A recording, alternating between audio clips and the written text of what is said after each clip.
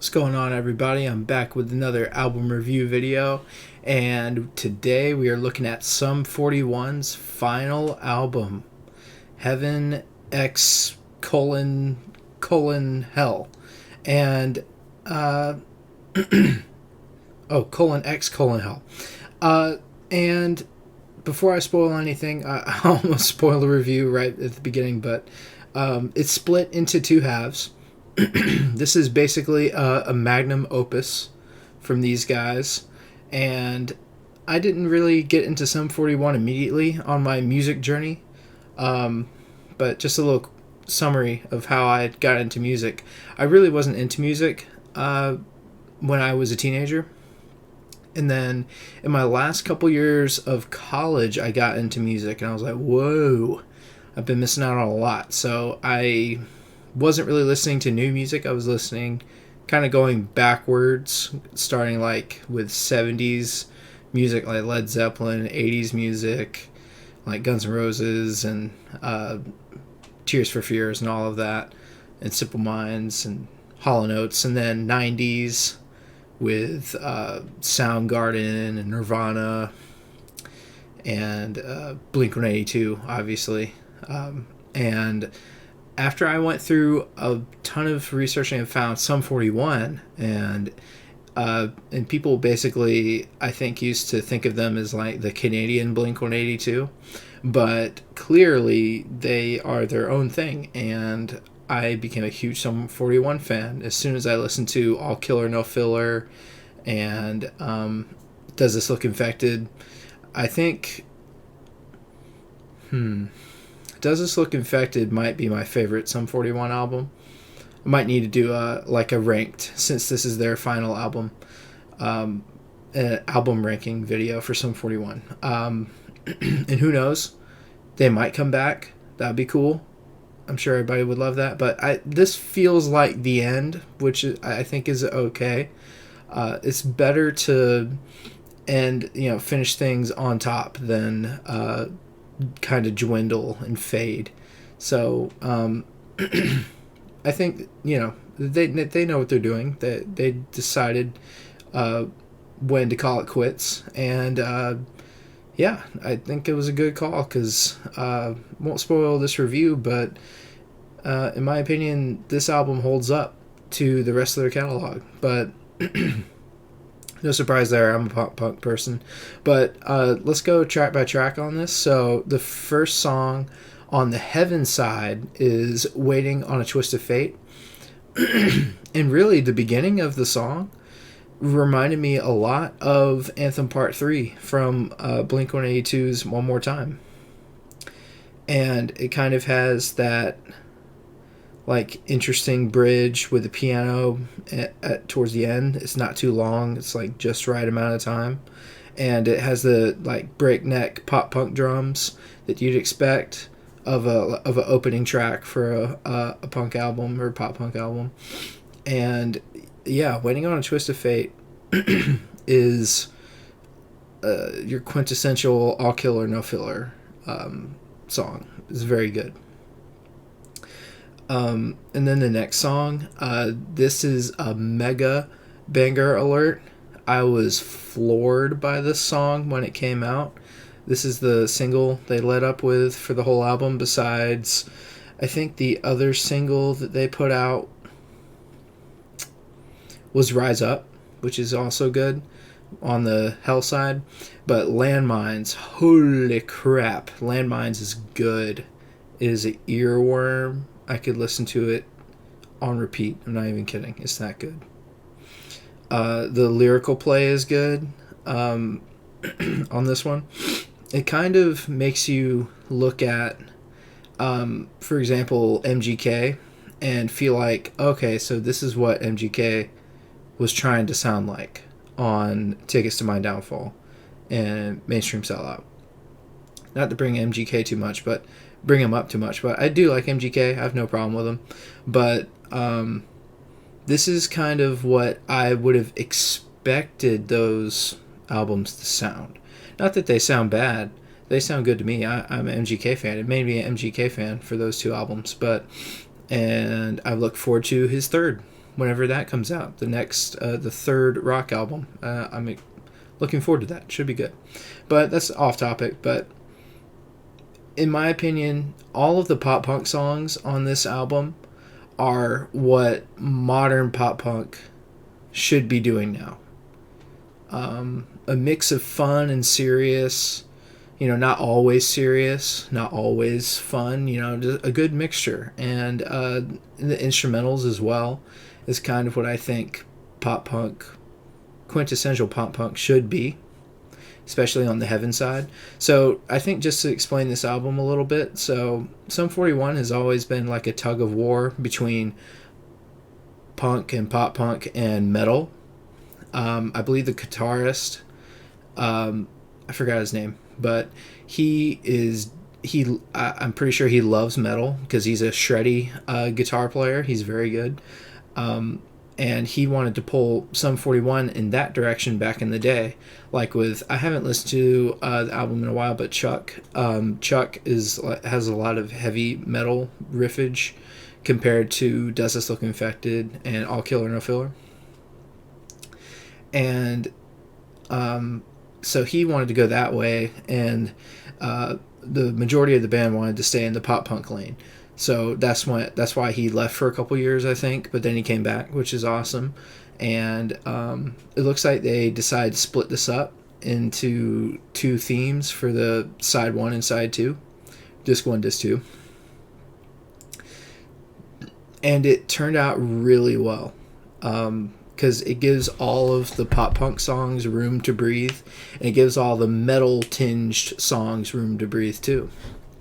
So I thought that was really smart of them to do that. And the next track after Landmines, which is a banger, by the way, is I Can't Wait. It has a very, I said this in my notes, like a sinister bouncy riff, and it does have that kind of bounce riff kind of thing going on with it, which is cool. And that song stuck out to me. It's very catchy. The next song, Time Won't Wait, has a very solid chorus. And so this is the song that I noted that this is what modern pop punk is trying to emulate. And this is a song structure that, in my opinion, sounds like what could have been on Tickets to My Downfall by MGK.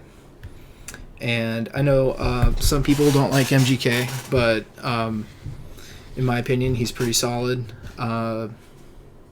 Maybe not the best pop punk, but still pretty good for the times, because pop punk isn't exactly on top of the charts right now. But this song sounds like Tickets to My Downfall to me, which is not bad at all.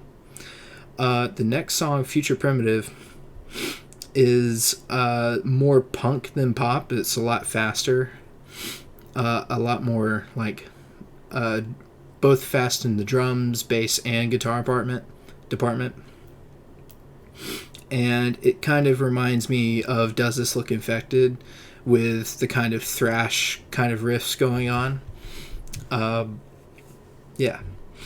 And we'll go into later what are my top 5 for the album. This is going to be difficult because there's 20 tracks. So the next song is Dopamine. Actually, it's not going to be that difficult. This song ended up in my top 5 for sure. Dopamine was solid. I enjoy it.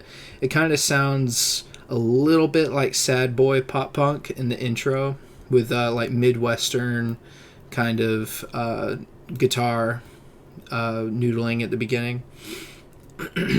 And and this is why it's one of my favorite songs on the album. It sounds like it could have been a Blink-182 song. I could have easily heard Tom or Mark singing on this song. And because a lot of times these days, alternative songs talk about dopamine or adrenaline or any other kind of chemical imbalance or lack of balance. And you would think that would be a little bit too typical, but this song handles dopamine, the topic of dopamine well. And yeah, that song will most likely end up on my most replayed of the year. And of course, Landmines. I can't ignore Landmines.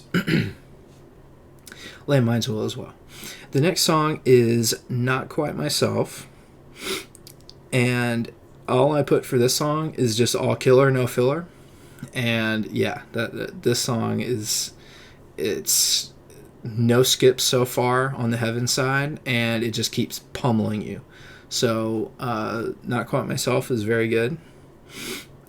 And the next song is Bad Mistake. It has very cool drum patterns and fills, and it has this cool like no kind of vocals pattern that I like for Bad Mistake. I think I think Bad Mistake might end up being in my top 5 as well. And that makes sense with me being the pop punk person, that I would like the Heaven side more than the Hell side. But that does not make the Hell side bad. It's amazing, and we'll get into that. The next song is Johnny Libertine. And this is very much also all killer, no filler. Kind of sounds a little bit like Green Day as well, with the vocals and the instruments. It's like fast, very quick punk. And you would expect that with a song named Johnny Libertine. You'd be like, okay, you kind of know what you're going to get with listening to a song with that title. So it's very good. Next song is Radio Silence. And this is the first change of pace in the album. It's kind of a slower ballad-like song. And it's kind of like an emo anthem kind of sounding. It has great vocals. So that's the first change of pace. And towards the end of this song, when you're listening to it, it transitions well into the Hell side, which is very much metal tinged. So I think this might be French. Pardon my French. I don't know if this is French, but yeah. Let's see if I can pronounce it right, or how much I butcher it. Preparasi Soleri. I probably butchered that. There's an acapella intro in the song, and it basically, they use the acapella intro to transition you into the rest of the album, which is going to be much more like the album's metal persona. So it's a very cool idea to do that. And the next song is Rise Up. That is the second single that they let up this album release with. And yeah, it's just unapologetically metal. It even has a mini breakdown towards the end. Very tiny little breakdown. Little tiny breakdown. Into a mini solo. And then into a piano bridge. Then back to the chorus. And it goes all over the place. It's basically, I put like a ride of a song. It touches all the bases. And yeah, it's a very good song. The next song is Stranger in These Times. Kind of apocalyptic lyrics, sort of. Probably slightly 2020 inspired lyrics. And it's still very catchy. And towards the end of the song, it actually has pop punk elements. So I guess you could argue that both sides have a mixture of each other in them, because Future Primitive had the thrashy elements, and Stranger in These Times had the pop punk elements, with kind of like the vocals and the drum patterns towards the end of that song. Pretty interesting. The next song is I Don't Need Anyone, and this is very much like groovy kind of metal riffs, like djenty sort of. And I did like how you could hear Derek Weebly very well throughout this entire album. Good call. He has a great voice. and you can definitely hear his voice on the song. So, yeah. And it also had a gnarly, shreddy solo at the end of the song. So, yeah, I think this might also be in my top 5. I don't need anyone is very good. Next song is Over the Edge. And yeah, Over the Edge is the most hardcore, like, punk vocals sounding at the beginning. And it's got like a hardcore tinged metal bounce riff kind of going on. Yeah, a lot heavier song. So pretty good.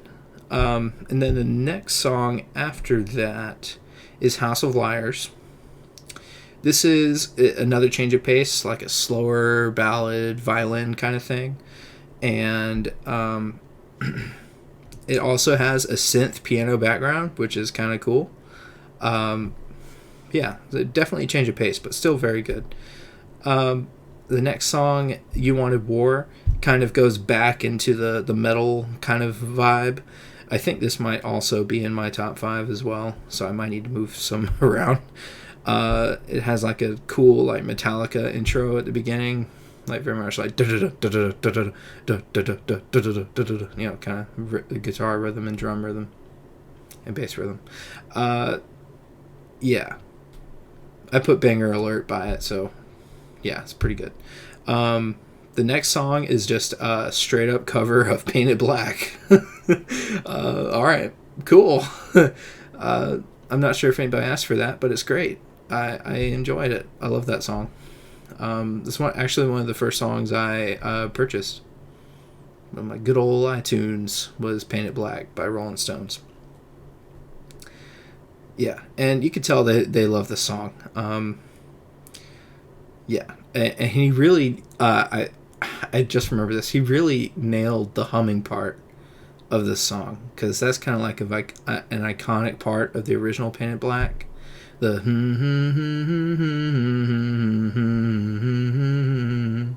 but yeah, that was probably terrible, but he does it great on this. It's awesome. Totally fits for me for this album. I guess you could say some people might want like an original song, but I don't think Sum 41 really does that many covers, so this must have been a first for them, or something unusual that they just wanted to do, and they sounded like they had fun, so it's cool by all means, cool. The next song, It's All Me, is probably the most screaming that you'll hear on the album. Screaming, quotation marks. And yeah, yeah, I like Screaming Derek on this on note for that song. So yeah, It's All Me is very good. I've been saying that about every single song on this album, so you can probably guess what the review is going to be. And it also has yet another ripping solo with a bunch of wah-wah, like wow, towards the end. Very tasty, cool. The last track, How the End Begins, is kind of a great ending. It's like a combo of all of the album, both punk and metal. A lot of sentimental lyrics towards the end there. Yeah. This is a great send-off for Sum 41, if this is their send-off. We shall see in the future. But it kind of feels like it. It kind of feels like they're ready to move on with their lives, and they deserve it. They have done great. They have brought so many people into whichever genre. Like, this is very much a gateway band, I would say, for both genres, pop punk, metal, alternative. This is very much a gateway band, and that's a good thing. So they deserve it. They did a great job with this album, and I just switched to a 10-point scale.